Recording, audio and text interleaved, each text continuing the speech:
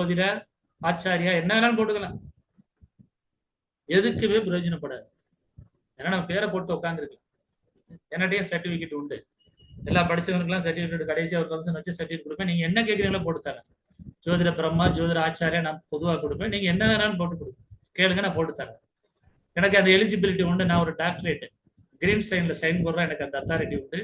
நான் ஒரு ப்ரொஃபஸர் ரேங்க்ல இருக்கனால அந்த எலிஜிபிலிட்டி உண்டு. கண்டிப்பா நீங்க வாங்குறதை விட என்னோட அந்த எலிஜிபிலிட்டி உண்டு. இன்னொன்று அந்த சர்டிபிகேட்டும் நான் ரிஜிஸ்டர் 2015 தமிழ்நாடு கவர்மெண்ட்ல ரிஜிஸ்டர் பண்ணி வச்சிருக்கேன். Pambatti Siddhar KP training institute, ஜோதிடம் ட்ரைனிங் இன்ஸ்டியூட்ல 2015 வந்து பாத்தீங்கன்னா அதை நான் பதிஞ்சு வச்சிருக்கேன். அதனால ஏன் சொல்ல வரேன்னா, அது நமக்கு எதுக்கும் பிரயோஜனப்படாது. எதுக்கும் பிரயோஜனப்படாது.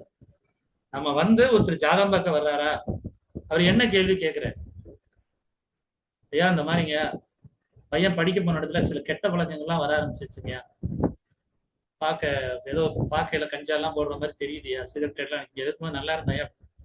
உடனே அவங்க மைண்ட்ல என்ன தோணணும், கேது கேது விஷயங்கள் ஆக்கிரமிச்சிருக்கு.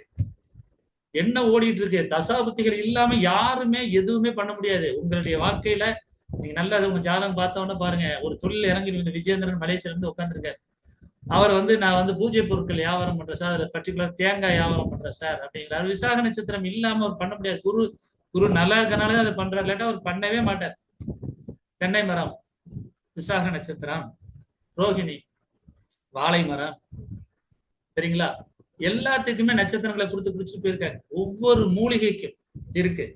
நமக்கு அது எது சூட்டபிள். நீங்க ப்ரீவியஸ் வாழ்க்கையை செலக்ட் பண்ணி பார்த்தீங்கன்னா, இப்ப நம்ம நேற்று பார்த்தோம் மீனாள் ஜாதகம், மீனாள் மேடம் ஜாதகம் போட்டோம்.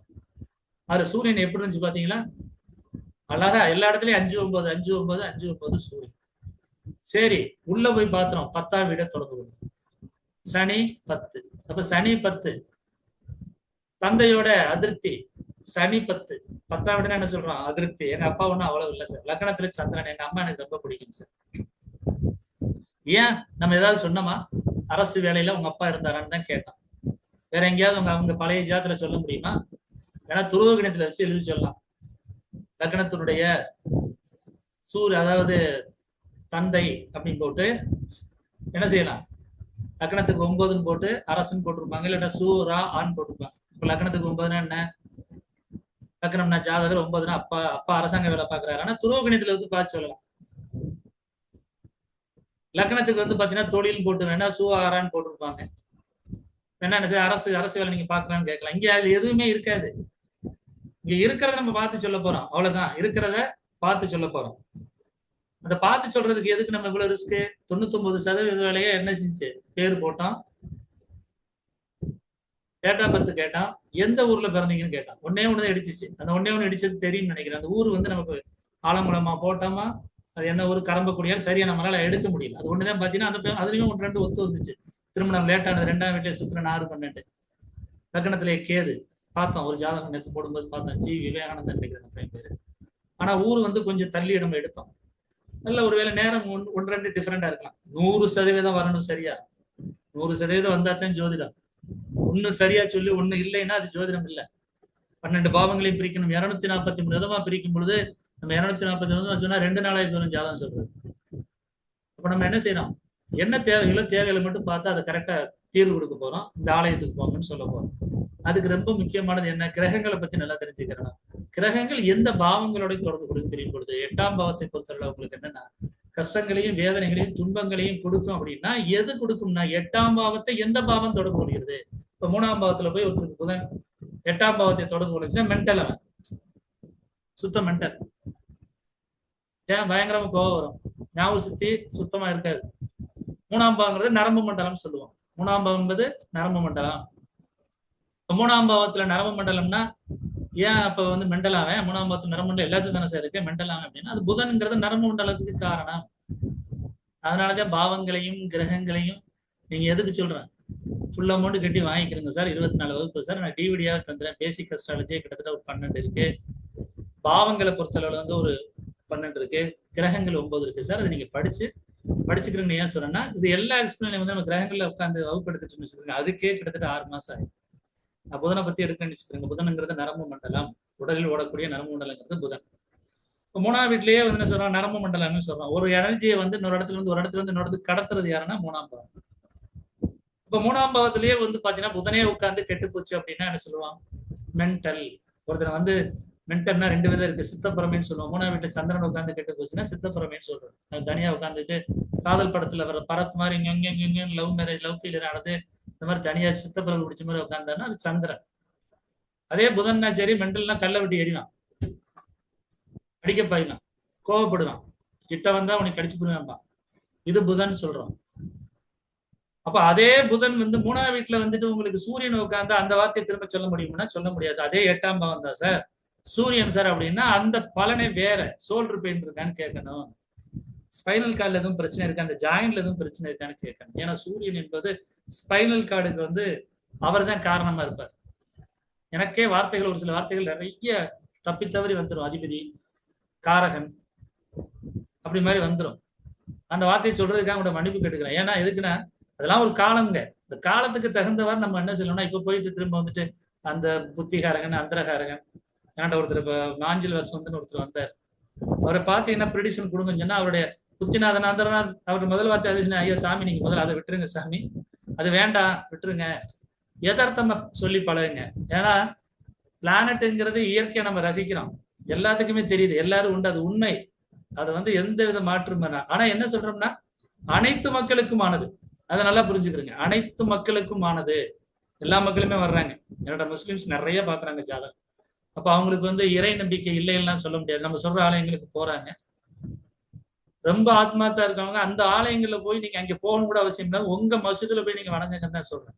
நீங்க திருச்சியில ஸ்ரீரங்க பெருமாள் போகணும், ஆலயங்களுக்கு போக முடியலையா, ரைட், ஓகே, அந்த ஊர்ல போய் தர்கால போய் தொழுதுட்டு வாங்க, உங்களுக்கு அந்த சக்தி கிடைக்கும். ஏன்னா அந்த பவர் சக்திங்கிறது நிச்சயமா கிடைக்கும், போயிட்டு வாங்கன்னு சொல்லியிருக்கேன். கிறிஸ்தவர்களும் படிக்கிறாங்க, போயிட்டு வந்தேன் சார், உத்தரவாசம் போயிட்டு வந்தேன் சார், எனக்கு இப்போ ஜாப் கிடைச்சது சார்லாம் சொன்னவங்களாம் இருக்காங்க.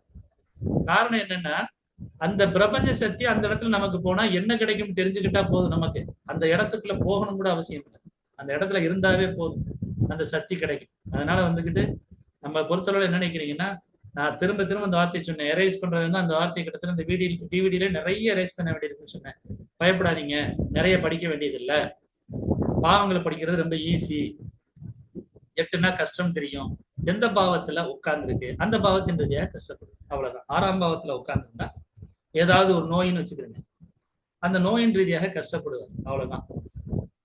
அதே வேலைன்னு வச்சுக்கிறேங்க, அந்த வேலையின் ரீதியாக கொஞ்சம் கஷ்டம் இருக்கும், இல்லாட்டா அந்த வெளியே சொல்ல முடியாத வேலையா இருக்கும். அது மாதிரிதான் ஒவ்வொரு பாவங்களுக்கும் அந்த கிரகங்கள் ரீதியாக நம்ம பார்த்து பலன் சொல்லணும். 9ஆம் பாவத்தை பொறுத்தவரை உங்களுக்கே தெரியும், அதாவது போன ஜென்மம் சொல்லுவாங்க பொதுவா. 9ஆம் பாவத்துல முன் யோசனை சொல்லுவான். 9ஆம் பாவங்கிறது எப்பொழுதுமே பார்த்தீங்கன்னா லக்னத்தினுடைய திரிகோண பாவம் சொல்லுவோம். லக்னத்தினுடைய திரிகோண பாவம் சொல்லுவோம். அதாவது 1ஆம் பாவங்கிறது மேசம், 5ஆம் பாவங்கிறது சிம்மம், 9ஆம் பாவங்கிறது தனுசு. 9ஆம் பாவத்தை பொறுத்தவரை பார்த்தீங்கன்னா இறை வழிபாடு, இயற்கையை ரசிக்கிறது, உயர்கல்வி படிக்கிறது, சேவை செய்யறது. அறக்கட்டளைனா இப்ப வச்சு அறக்கட்டளை வச்சு பணம் வசூல் பண்றாங்களே அந்த அறக்கட்டளை இல்லை. Medical college sir, engineering college அறக்கட்டளை வச்சுட்டு சம்பாதிக்கிறாங்களே அது இல்லை, சேவை செய்யற அறக்கட்டளை 9ஆம் பாவத்துல வரும். இப்ப 9ஆம் பாவத்தை பொறுத்தல விட்டு கொடுத்தல், சேவை செய்தல், பணத்தை பற்றி அக்கறைப்படாதவர்கள், ஊர் சுற்றுபவர்கள், உலகம் சுற்றுபவர்கள், வெளிநாடு சுற்றுபவர்கள், சரிங்களா, பொறுப்பு இல்லாமல் இருப்பவர்கள், சந்தோஷமாக இருப்பவர்கள், பணம் இருந்தா பணத்தை நல்ல ஜாலியா செலவழிக்கிறவங்க, இந்த மாதிரி எல்லாம் பாத்தீங்கன்னா 9ஆம் பாவத்துல இருக்கு. நீங்க படிக்கிறது நல்லா தெரிஞ்சுக்கிறீங்க. நீங்க படிக்கிற பாவங்கள்ங்கிறது எந்த பாவத்துல போய் உட்காருதோ அதுதான் பேச்சு. எனக்கு 2ஆம் பாவத்துல பேச்சுன்னு வந்துருச்சு. ஆனா 2ஆம் பாவத்துல மெயின் என்ன இருக்கு, பணம்னு ஒண்ணு இருக்கு. நான் எப்போதுமே என் பாக்கெட்ல எப்போதுமே பாத்தீங்கன்னா எங்க வீட்டுல கேட்டா கூட ஏன்னா 100 ரூபாய் எடுத்து வச்சேன். நான் எப்ப ஜோதிடம் படிக்க வந்தேன்னா அதுல இருந்து பாத்தீங்கன்னா கையில 1 பைசா கூட இருக்காது. ஏன்னா 2ஆம் பாவம் 9ஆம் பாவமா இருக்கிறதுனால பொதுவா என்ன சொல்லுவேன்னா, இந்த இப்ப கூட இடையில ஒரு கும்பகோணத்துல இருந்து ஒரு ஆசிரியர் சார் கையில கேஷ் வச்சிருக்க சார், கொண்டாந்து தந்துட்டு போறேன் சார். எனக்கு தங்காது. அதே மாதிரி ஒரு 4-5 பேர் நேரம் கையில கேஷ், துமிழன் ஐயா, நம்ம அன்னசெல்வி மேடம், இவங்க எல்லாம், நம்ம ஆனந்தன் ஐயா எல்லாம் பாத்தீங்கன்னா அன்னைக்கு நம்ம திண்டுக்கல் பிச்சை சார்லாம் கையில கேஷ் கொடுத்துட்டு போனாங்க. ஒரு நாள் கழிச்சு பாக்குறேன் கையில ஒண்ணுமே இல்லை. அது ஏன்னா 2ஆம் பாவங்கிறது 9ஆம் பாவத்தை தொடர்பு கொள்வதால் நம்மளை மாத்திக்கிறோம். நம்ம யாருன்னு தெரிஞ்சுக்கிறதுக்காக இந்த ஜோதிடமே படிக்க வர்றோம். நான் கோவக்காரன் தான், அப்ப கோவக்காரனா அப்படியே கோவக்காரனாவே இருந்துடலாமா? கோவக்காரன் தெரியுது, உணர்ச்சி வசப்படக்கூடியது தெரியுது, நானே அதுல இருந்து மாறக்கூடாது. அதுதான் ஜோதிடம், அதுதான் ஜாதகம். கிரகங்களை பற்றி தெரிஞ்சுக்கிட்டு எனக்கு அந்த மாதிரிலாம் சிம்டம்ஸை கொடுக்கும் அப்படின்னு தெரிஞ்சுக்கிட்டு நானே வீட்டுக்கு உட்காந்துட்டு அது அப்படித்தான் செய்யும்னா அப்புறம் எதுக்கு மனிதன் நம்ம, அப்புறம் எதுக்கு நம்ம மனிதனா இருக்கோம், அப்புறம் எதுக்கு நம்ம ஜாதகம் பார்க்குறோம்? இப்போ நம்ம நம்மளை மாற்றிக்கிறதுக்காக தான் ஜாதகம் பார்க்குறோம். இப்போ அதனால எனக்கு 2ஆம் பாவத்துல 9 இருக்கிறதுனால தான் நான் என்ன சொல்றேன்னா பேச்சு திறன் நல்லா இருக்குங்க. அதே மாதிரி 3ஆம் பாவத்துல 9 யாருக்கெல்லாம் இருக்கோ என்ன செய்வாங்கன்னா நல்ல டிராவல் போவாங்க, நிறைய பயணங்கள் போவாங்க, எதை எதிர்பார்த்து பழக மாட்டாங்க, மனசுல கள்ளங்கபடம்லாம் எது இருக்கு. ஒரு மனுஷனை தெரிஞ்சுக்கிறேன் சார் ஜாதகம் பார்க்கும்போது சார், அதெல்லாம் பார்த்தீங்கன்னா வீடு கட்டும்போது வீடு கட்டின engineer sir Anand Sivaji sir சொல்லிட்டு நம்மளுடைய ஸ்டூடெண்ட் தான் அவரு. அவர் பெரிய பில்டர், அவர் பெங்களூர்ல பெரிய பில்டர். அவர் வந்து பாத்தீங்கன்னா எனக்கு வீடு கட்டும்போது எவ்வளவு சார் கையில காசு வச்சிருக்கிறேன் பூஜை போடணும், 35,000 இருக்கு சார். 35,000 இருக்கு, 35,000 இருக்குன்னு கேட்டேன். அடுத்த கேள்வி கேட்டாரு, சார் டைம் நல்லா இருக்கான்னு கேட்டாரு. குருதசையில ராகு புத்திங்க, ராகு புத்திங்கிறது எனக்கு வந்து மதுரை பகுதி, மதுரையில வந்து சதயம் வந்து 12ங்க, இன்வெஸ்ட்மெண்ட்டுக்கு நல்லது சார். அதனால குருல வந்து 12 வேற மாதிரி விரைய வராம நான் வந்து இதை பண்ணலாம்னு பாக்குறேன் சார், கொஞ்சம் கொஞ்சமா சிறுசா போட்டு கொடுங்க சார் அப்படின்னு. அவர் திரும்ப சொன்னார், சார் குருல ராகுங்கிறீங்க, குரு வந்து எப்போதுமே பெருசா தான் கொடுக்கும், ராகுங்கிறது அதை விட பிரம்மாண்டமா கொடுக்கும், சதயம் வேற சொல்லிட்டீங்க, சதயங்கிறது இருக்கையிலே பெருசு, 100 மடங்குன்னு சொல்லுவோம் பொதுவா. அப்போ ஆட்டோமேட்டிக்காவே பாத்தீங்கன்னா நம்ம ஏன் சார் பெருசா போடக்கூடாது அப்படின்ட்டு அவர் ஆட்டு கிட்டத்தட்ட பாத்தீங்கன்னா ஒரு 2,750 ஸ்கொயர் ஃபீட்டுக்கு கிரவுண்ட்ல, மேல கிடையாதுங்க கீழேயே அவர் ஆட்டு ஸ்ட்ரக்சரை போட்டு போயிட்டாரு. சார் கையில காசு இல்ல, வெறும் 30,000 தான் இருக்கு, பாத்துக்கணும் சார் டைம் எல்லாம் செஞ்சுட்டு அவராட்டு தெரிஞ்ச ஒரு ஆளை வச்சு போரை போட்டார். மலன்ட்டு கரெக்டா ஆடி மாசம் தச்சை செஞ்சுங்க. ஆடி மாசம் யாரும் தச்சை செய்ய மாட்டீங்க, ஆடி மாசம் தான் எனக்கு குரு திசையில ராகு புத்தி கடைசியா வருது. குரு புத்தியில ராகு அந்தரம், சாரி புதன் திசையில குரு புத்தியில ராகு அந்தரம். அப்ப கரெக்டா 6 மாசம் மார்கழி 31 பாலுகாச்சு, தை 1 அன்னைக்கு குடியேறிட்டேன்.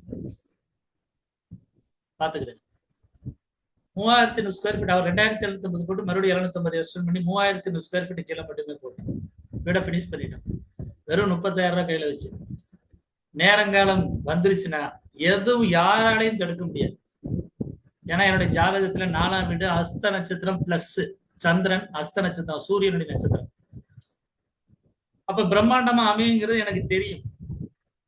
எதற்காக சொல்ல வரேன்னா உங்களுடைய ஜாதகத்துல எது நேரங்காலம் நல்லா இருந்துச்சுன்னு வச்சுக்கிறீங்க, எதுவுமே வேண்டாம் ஜீரோவா இருந்தா கூட நீங்க அந்த டயத்துல வந்து பாத்தீங்கன்னா அடிச்சு வந்துருவீங்க. நான் கேது திசை ஆரம்பிச்சதுல இருந்து ஜாதகம் பார்க்கல, கேது திசையில கேது புத்தியில பார்க்கல, கேது திசையில சுக்கிர புத்தியில பார்க்கல, கேது திசையில சூரிய புத்தியில கல்லூரி விஷயமா போயிட்டேன், கேது திசையில சந்திர புத்தியில அந்த கல்லூரி பிரச்சனை எல்லாம் முடிஞ்சிச்சு.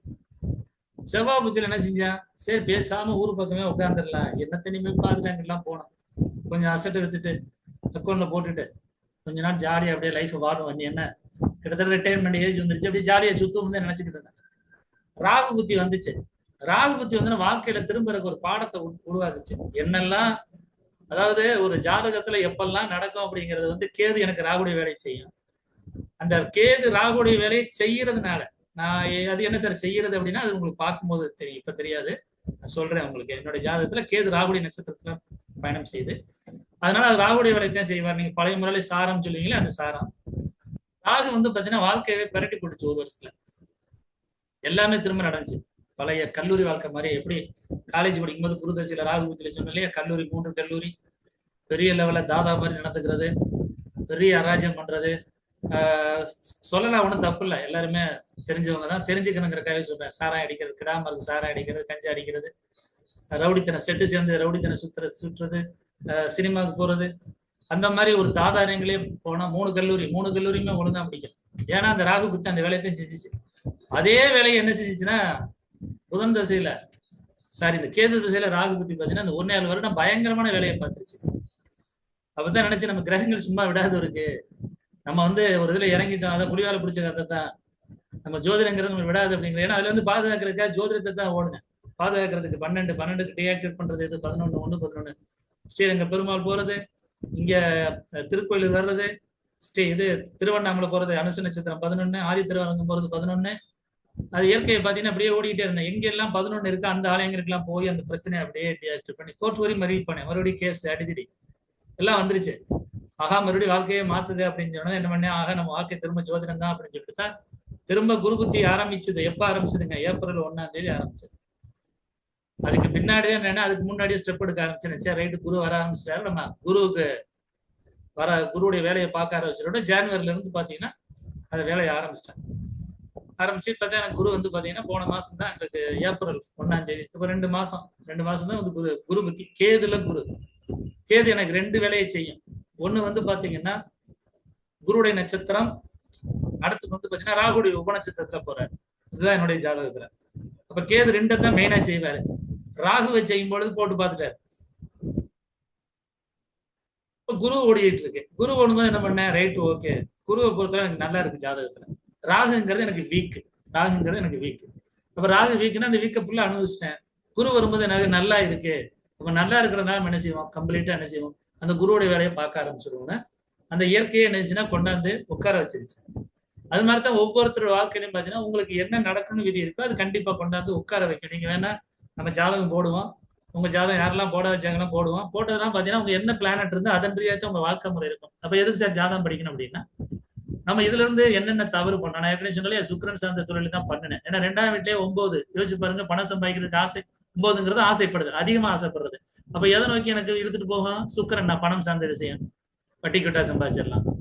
சுக்கிரன் என்ன, வாகனம் சார்ந்த தொழில், வண்டி டிராவல்ஸ் விட்டா சம்பாதிச்சிடலாம். அடுத்து என்ன சொல்றோம், பர்னிச்சர்ஸ் கடை, இது வச்சுதான் சம்பாதிச்சு எனக்கு இந்த வகைராலே பர்னிச்சர் கடை யாரும் போட அழகா நான் வேலை பார்த்துட்டு இருந்திருக்கலாம். மாசம் அப்பவே பாத்தீங்கன்னா சரி ஒரு 17,000 பெருசு. சொந்த கிராமம், வீடு, எதுவுமே வெளியே வாங்க தேவையில்லை. அரிசி விலையும் மிளகாய் விலையும் எங்க ஏரியாவில் ராமநாடு டிஸ்ட்ரிக்ட்ல மிளகாய் அதிகமாக விலையும், பருத்தி விலையும். பருத்தி சாப்பிட முடியாது சொல்றேன் பொதுவா. கிராமத்து வாழ்க்கை ஒன்றும் பெரிய செலவு இருக்காது. எல்ஐசி ஏஜென்டா இருந்தேன், ஓட்டிட்டே இருந்திருக்கலாம். ஆனா விதின்னு ஒண்ணு இருக்கு பாருங்க. 12 பாவங்களையும் அனுபவிக்கணும், அசிங்கப்படணும், அவமானப்படணும், கேவலப்படணும், வெக்கப்படணும், வேதனைப்படணும். சரிங்களா? ஓடணும் அனுபவம் நிறைய சந்திக்கணும். 12 பாவங்களையும் சந்திக்கணும். கல்லூரி படிக்கும் போதே சிறைச்சாலை போயிட்டு வந்தேன். 12ஆம் பாவமும் அனுபவிச்சுட்டு வந்தேன். அப்ப நம்ம ஒவ்வொரு வாழ்க்கையுமே என்ன செஞ்சோம்னா சரி, அனுபவிக்கும் போதெல்லாம் என்னடா வாழ்க்கை, என்னடா கடவுள், என்னடா இயற்கைன்னு சொல்லி இதெல்லாம் போக இப்ப என்ன நினைக்கிறோம்னா கடவுள் நம்மளை வந்து அதன் ரீதியாக தயார்படுத்தியிருக்காரு. எனக்கு எதுவுமே தெரியாம கஷ்டம்னு என்னன்னு தெரியாம எப்படி நான் உங்களுக்கு வகுப்படுத்த முடியும் சொல்லுங்க? சந்தோஷத்தின் உச்சம் தெரியாம நான் எப்படி உங்களுக்கு வகுப்படுத்த முடியும்? அப்ப எல்லாமே நம்ம அனுபவிச்சனாலதான் என்ன செஞ்சோம்னா ஒரு வாழ்க்கையில மலேசியாவில இருந்து வேலை தேடி போறோம். மலேசியாவில இருந்து சிங்கப்பூர் கிராஸ் பண்றேன். சிங்கப்பூர் கிராஸ் பண்ணும்போது சிகரெட் பாக்கெட் கொண்டு போக கூடாது. சிகரெட் பாக்கெட்டை கொண்டுட்டு போனா அது உடைச்சிருக்கணும், இதா இருக்கக்கூடாது. அங்க கரெக்டா மலேசியாவில இருந்து சிங்கப்பூர் போது ஜெயலலிதாக்கு உள்ள போட்டாங்க. ராகு 12 கரெக்டா வேலை செய்து பாருங்க. ராகு 12. இந்த மாதிரி விஷயங்கள்லாம் வந்து பாத்தீங்கன்னா எனக்கு முன்னாடி தெரியாது. ஜாதகம் படிக்கிறதுக்கு முன்னாடி எல்லாம் தெரியாது. ஆனா இப்ப ரொம்ப கவனமா போவேன். எந்த இடத்துல போகணும், எந்த இடத்துல போகக்கூடாது. அதுக்குத்தான் நம்ம படிக்கிறோம். நம்ம வாழ்க்கையை நம்ம மாத்திக்கிறதுக்கு. நான் தான் சொல்ல வந்தேன், என்ன நீங்க பாடம் எடுத்துக்கிறீங்க? நான் ஜீரோ போய் மரண வரையும் போயிட்டு என்ன பண்ணேன், இன்னைக்கு கோடிக்கணக்கில் சம்பாதிச்சிருக்கோம். இன்னைக்கு அவ்வளவு பணம் தேவையில்லை. என் பொண்ணு 2மே சொல்லுது, ஏப்ப தேவையில்லைப்பா அப்படிங்குது. எங்கேயும் அலைய வேணாம்ப்பா அப்படிங்குது. நாங்க இன்னும் நல்லா சம்பாதிக்கிறோம்ப்பா அப்படிங்குது. கல்வியை கொடுத்தோம். எனக்கு குரு நல்லா இருந்தது என் ஜாதகத்துல. எப்ப தெரிஞ்சு? 42 வயசுல தெரிஞ்சிச்சு. ஆனா 2 குழந்தைகளும் நல்லா படிச்சுச்சு. அப்ப எனக்கு குரு நல்லா இருக்க கண்டு குரு ரீதியாக நான் கஷ்டப்பட மாட்டேங்கிறது எனக்கு இப்ப தெரியுது. நேற்று ஒரு அம்மா பார்த்தோம், என்னோட பணம்லாம் இருக்கு சார் கையில, 2ஆம் வீட்லயே ராகு பார்த்தோம், குரு 10ஆம் வீட்டை தொடர்பு கொள்ளுது. அப்ப கண்டிப்பா கையில பணம் எப்போதும் கேஷா வச்சிருப்பாங்கன்னு கேட்டோம். 10 லட்ச ரூபா வச்சிருக்கேன் சார்னாங்க. ஆனா என்னாச்சுங்க, அவங்க ஜாதகத்துல குரு வந்து பாத்தீங்கன்னா சனி பார்த்தோம் 6, 8, 12. குழந்தை என்னை பாத்துக்க மாட்டாங்க சார். நமக்கு அந்த பிரச்சனை இல்லை. அப்ப நீங்க உங்க ஜாதகத்திலேயே யாரோட எல்லாம் உறவுகள் நல்லா இருக்கும், யாரோட உறவுகள் வந்து நம்ம கூட பிறந்தவங்களா இருக்கட்டும், இல்ல அப்பாவா இருக்கட்டும், அம்மாவா இருக்கட்டும், சித்தப்பாவா இருக்கட்டும், பெரியப்பாவா இருக்கட்டும், எவன்லாம் சரி வருவான், எவன்லாம் சரி வர மாட்டான், எல்லாமே அறிந்து கொள்ளப்படும் முறைதான் இந்த முறை. அப்ப எல்லாமே தெரியுது அப்படிங்கிற முறையில போது நம்ம என்ன செய்யறோம், இதுக்கு ரொம்ப ப்ரிப்பேர் பண்ண வேண்டி இருக்குமானா அதுதான் வேண்டாம்ங்கிறேன். பாவங்களை மட்டும் படிச்சுக்கிட்டா போதும் சார். யூடியூப்ல பார்க்கும்போது சார் நான் என்ன சொல்றேன்னா, யூடியூப்ல நாங்க போடும்போதெல்லாம் 2014 அப்டேட் பண்ணோம். அப்பெல்லாம் நிறைய காம்படிட்டிவ் இல்ல. கேபின்னா அப்பதான் முதல்ல வந்துச்சு. எனக்கெல்லாம் பாத்தீங்கன்னா அந்த பழைய டிவிடி எல்லாம் பாத்தீங்கன்னா எல்லாமே எடுத்துட்டேன். யாராவது பழைய நபர்கள் இருந்தா தெரியும். 70,000 80,000 பேர் பார்த்தது. அப்ப ஏறின சப்ஸ்கிரைப் தாங்க இதெல்லாம். கிட்டத்தட்ட 9,900 சப்ஸ்கிரைபர் அப்பவே இருந்துச்சுங்க. அதுக்கடுத்து வந்து பாத்தீங்கன்னா அந்த சனி பயிற்சி எல்லாம் பார்த்துருப்பீங்க. கிட்டத்தட்ட 1,26,000 பேர் வந்து பார்த்திருக்காங்க. அப்ப வந்து பாத்தீங்கன்னா நான் டிவிடி போட்டாவே பாத்தீங்கன்னா சல்லுன்னு ஏறு. ஆனா இப்ப வந்து அப்படி இல்லை. காரணம் என்ன, நான் நிறைய பிரேக் விட்டுட்டேன். இப்பதான் ஆரம்பிக்கிறேன். அதாவது புதிதாக பிறந்த குழந்தை மாதிரி தான் நான் இப்ப. ஏன்னா நான் கொண்டு போற மெத்தடுமே புதுசு. இதை நான் கொண்டுட்டு போறதுக்கு முன்னாடி நிறைய தடங்கல்கள் இருக்கு. அப்பெல்லாம் எதுவுமே இல்லை. யூடியூப்ல அஸ்ட்ராலஜி, கேபி அஸ்ட்ராலஜின்னு போட்டா நான் தான் அதுக்கடுத்து ஒரு சில பேர் வருவாங்க வச்சுக்கிறேன், நான் சொல்லலை. நான் ரேரா நம்பர் ஆஃப் மெம்பர்ஸ் தான் இருந்தாங்க. இப்ப அப்படி இல்லை. நீங்க கேபின்னு அடிச்சுனாவே கிட்டத்தட்ட ஆயிரக்கணக்கான பேர் கிளாஸ் எடுக்கிறாங்க. கண்டதையும் வாங்கி உள்ள போட்டு சொல்லிக்கிட்டே இருக்க வேண்டாம். நல்லா இருந்தா ஏத்துக்கிறேங்க. நல்லா இருக்கிறது எதை வச்சு சொல்லுவீங்க? நீங்க ஜாதகம் போட்டு உங்க ஜாதகம் அதுபடி இருக்கணும். இல்லையா நீங்க ஜாதகம் சொல்லும் பொழுது அந்த ஜாதகம் நல்லா சொல்றீங்கன்னு சொல்லணும். என் ஸ்டூடெண்ட்ஸுக்கு எப்போதுமே ஜாதகம் போடும்போது பிராக்டிஸ் ஜாதகம் கொடுக்கும். அப்போ உங்களுக்கு அதை உணர முடியும். சார் இப்படிலாம் சொல்ல முடியுமா சார்? கிளாஸ் எடுக்கிறது வேற, கிளாஸ்ல எடுக்கும்போது ஜாதகம் போடுறது வேற. அது வந்து எப்படின்னா உங்களுக்கு கூப்பிட்டு நான் போடக்கூடாது. எந்த ஒரு படைப்பையும் வந்து பாத்தீங்கன்னா நம்மளா கூப்பிட்டு கொண்டாந்து நீங்க உங்களுக்கு போடுறேன் அப்படிங்கிறது பயிற்சிக்காக கொடுக்குறோம். அந்த வாய்ப்பை நம்ம எதுக்காக நினைக்கிறோம்னா, சரி நம்ம ஒரு பயிற்சி, நம்ம ஒரு சிஸ்டம் வச்சிருக்கோம், அந்த சிஸ்டத்தை மக்களுக்கு நம்பிக்கையா கொண்டுட்டு போகணும். அந்த நம்பிக்கைக்காக நம்ம கேட்டு வாங்கி போறதுல தவறுதல் நினைச்சு நான் போடுறேன்.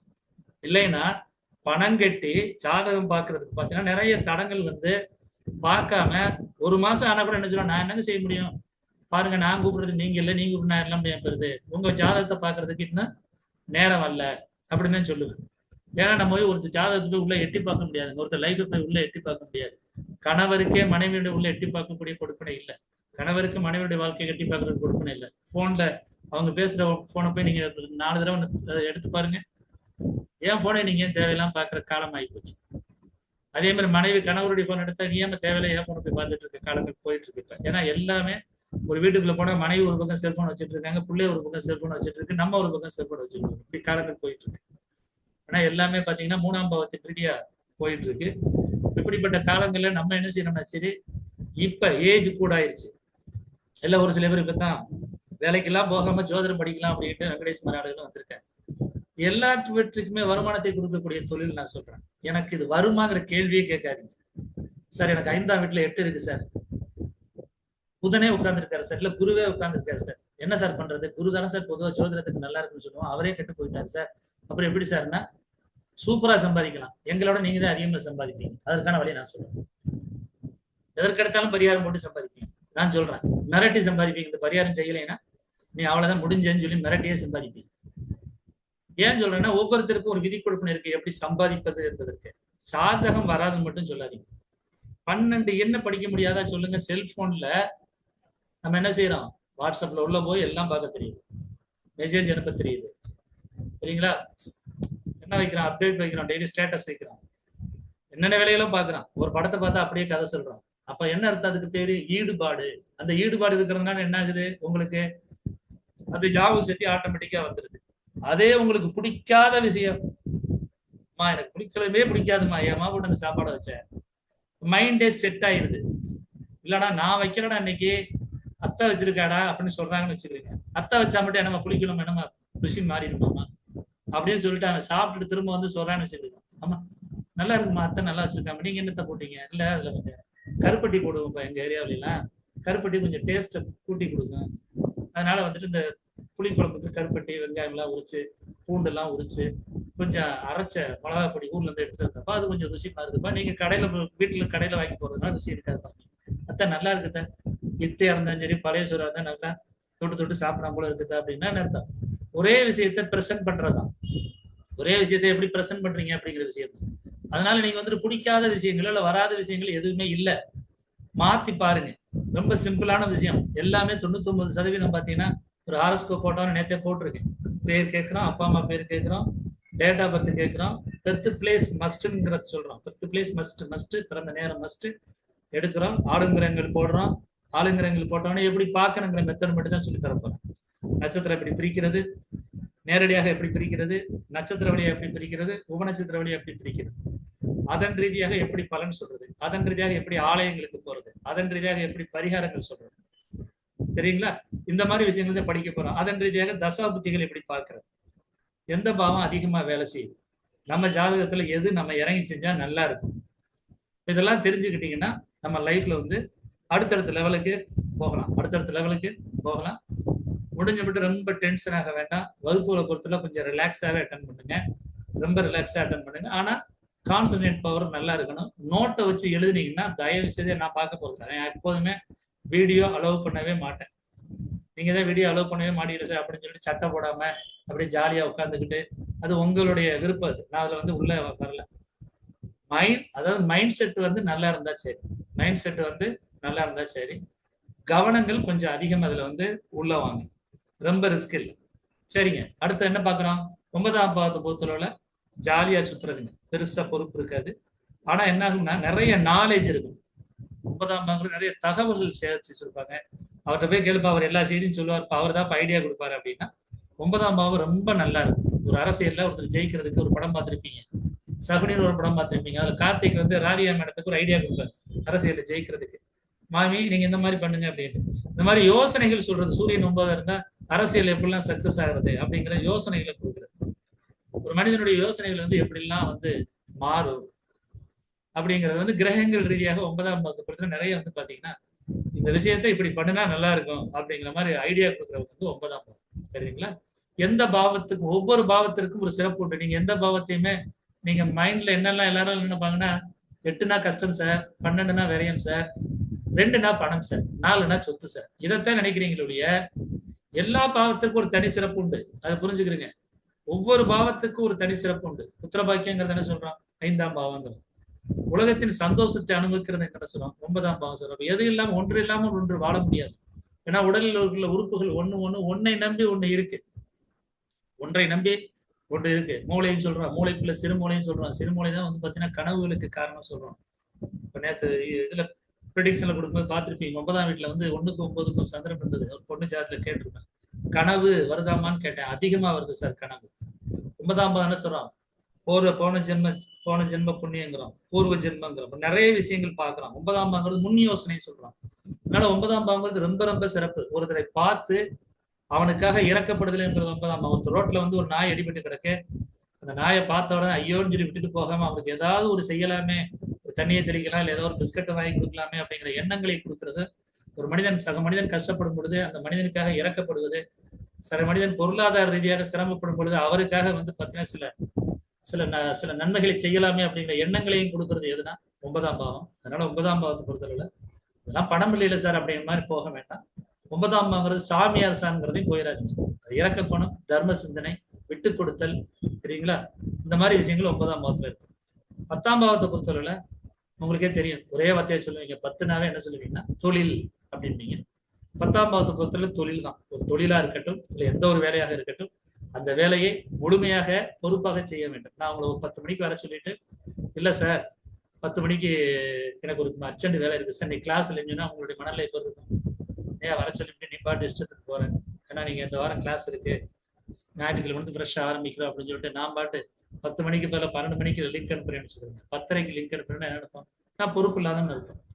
அப்ப ரெஸ்பான்சிபிலிட்டிங்கிறது எங்க இருக்கு? 10ஆம் பாவத்துல இருக்கு. எந்த வேலையாக இருந்தாலும் சரி, ஒரு சின்ன வேலை, அந்த வேலையாக இருந்தாலும் அதை நான் பொறுப்பா செய்யணும். ஒரு வீட்டுல சேலைய இல்ல வந்து 10 அழுக்கு துணியை கிடக்குங்க, அதெல்லாம் துவைச்சு போடுங்க அப்படின்னு வீட்டுக்காரங்க சொன்னா, சரிம்மா என்னம்மா ஃப்ரிட்ஜ்ல இதுல வாஷிங் மிஷின் தூக்கி போட்டு போறேன், எவ்வளவு அதுல இது போடணும், ஒரு கப்பு இது லிக்விட் மட்டும் ஊத்துங்க, ஊத்திட்டா போதும், ஆட்டோமேட்டிக்காக இந்த பட்டன் ஆன் பண்ணா அது பாட்டு என்ன செய்ய புளிஞ்சு கொண்டாந்து கொடுக்க போகுது, எடுத்து காய போட போகும். அந்த வேலையை கூட பொறுப்பா செய்யணும்.